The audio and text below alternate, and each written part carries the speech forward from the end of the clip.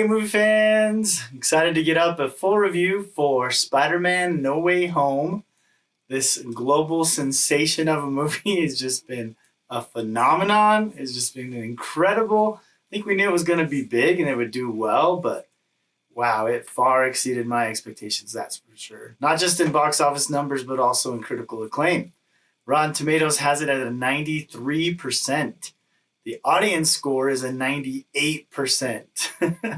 And yeah, like I said, with the box office, it really shows. It's now the number 3 movie all-time domestically in the United States, Canada. Just past Avatar, and is now sitting at $775 million. Only trailing Endgame and Star Wars The Force Awakens.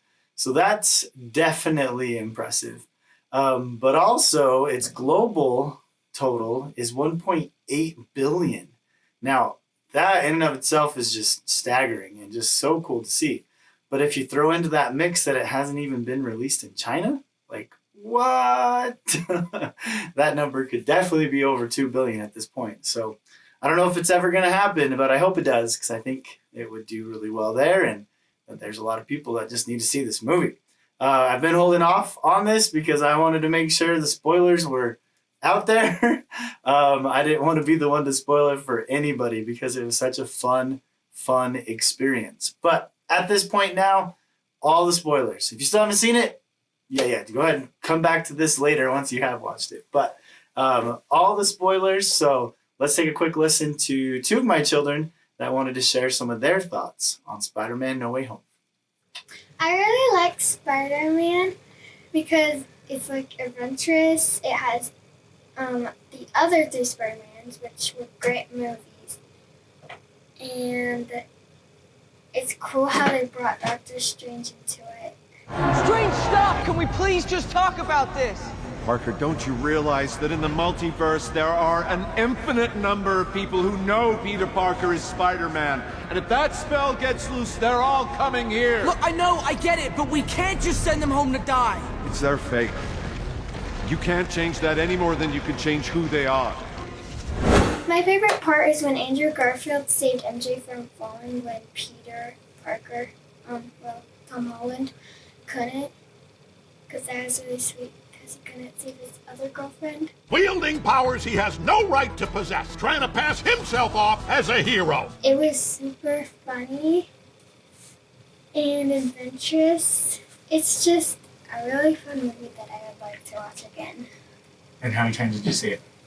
I saw it 3 times. You are a criminal, a menace, and the good people of this nation will squash you like the bug you are. What I liked about Spider-Man is how there were Tobey Maguire and Andrew Garfield came into it, and I liked how Doctor Strange was also in Spider-Man, so then there's just more than one character. And I liked how all the other bad guys from the different universes came, so he had to fight them, and it was funny how they're like connected with each other, like the Sandman and the Electro were like talking to each other like they knew each other. And how they were fighting each other. Like they knew each other's weaknesses. I fell into a super collider. Gotta be careful where you fall. And then it's super funny when Andrew Garfield said to the other 2 Spider-Mans that he loved them. And they didn't say anything back. And then I've seen it 4 times in theaters. So I obviously love it. But that's not all, folks. Here's the real blockbuster. Brace yourselves, you might want to sit down. Spider-Man No Way Home was my favorite movie of 2021. Oh, isn't that so fun? Yes, I also saw it 4 times in theaters and did not feel like that was enough. Maybe I'll get a chance to still see it. As we just learned this week, the release dates. March 22nd is when it will be available to stream, and then April 12th is when this movie comes out on Blu-ray. So those are some exciting dates to look forward to. I did see in a trailer that the Blu-ray is going to have over 80 minutes of behind-the-scenes content. So that's pretty cool. And like my son, I also have Spider-Man No Way Home as my number 1 movie of 2021. It was my favorite movie of the year. And yeah, it got me out there 4 times to see it in theaters. And that didn't feel like enough. I just can't wait to see it again. I really loved so many things about this movie. The humor I mentioned in my initial reaction was just such a surprise at how well that was still kept in there.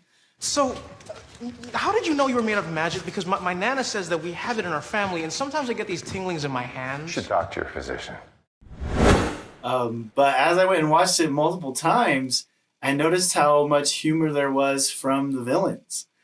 Just what a crazy concept for Spider-Man to be standing around an apartment with all of like his like most fiercest villains just chilling in the apartment, and for someone to make a joke about a frozen burrito, and then Green Goblin to say, "I could go for a burrito." Like, so funny. There's just so many great interactions with them and about them. And hello, Peter. Hi? Do I know you? What have you done with my machine? Your machine. I don't know what you're talking about. I don't. What machine? Do you want to play games? Catch!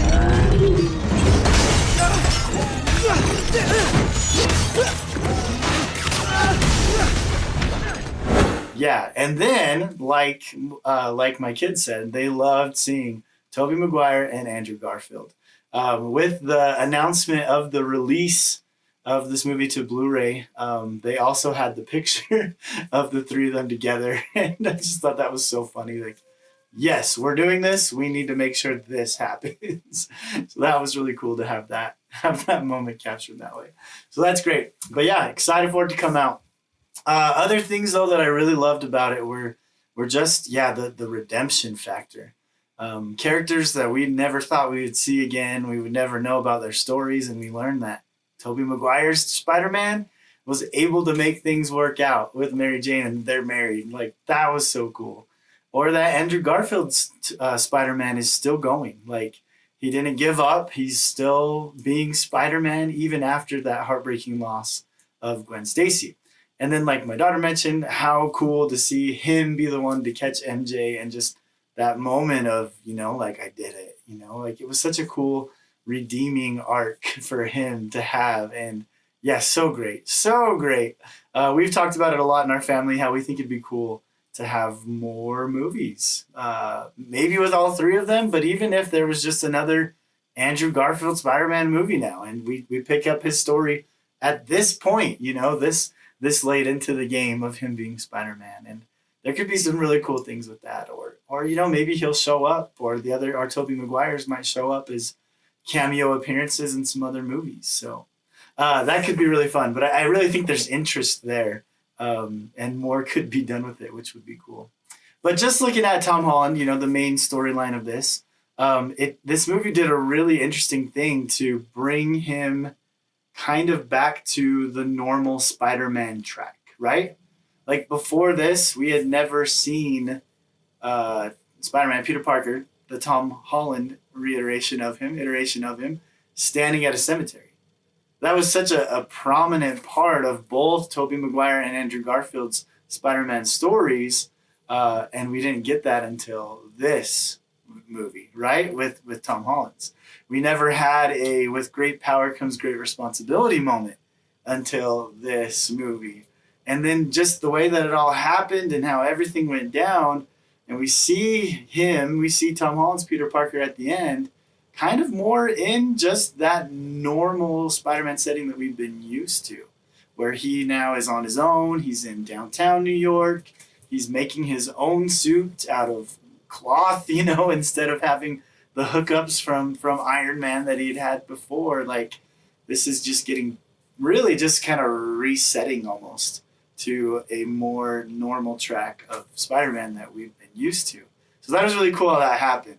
But I also loved how he still had his little Star Wars figurine with him, like showing like, I'm still that friendly neighborhood Spider-Man at heart, the kid who does have Legos, that was pretty cool. And then I also loved, how we see MJ, she had a little injury, and then at the end, she says it's healing, which the depth of that, if you've seen it, you know what I'm talking about.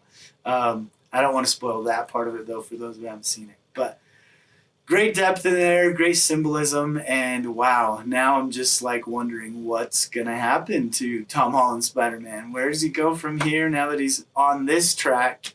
And wow, it's gonna be fun to see. There's got to be more with him because he's just fantastic.